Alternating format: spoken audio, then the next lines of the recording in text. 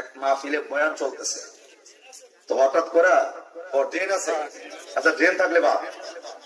যেহেতু নদী আছে, নদী এলাকার নদী মাইনে নেওয়া লাগবে। তবে মাহফিলে ফাঁকা জায়গা থাকলে, যেমন এক মাহফিলে বয়ান চলতেছে,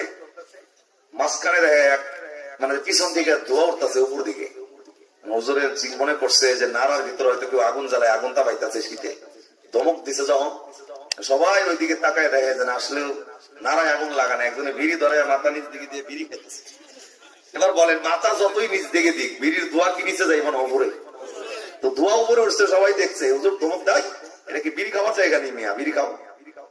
উনি বলতেছে হুজুর যেই বয়ান করতেছেন বয়ানের নেশাও লাগছে, এদিকে বিড়ির নেশাও লাগছে, এটা কোনটা ধরি আর কোনটা সারি, আর লেগে এক লগে দুইটা চলতেছে, যা আছে কপালে দেওয়া যাবো সকালে।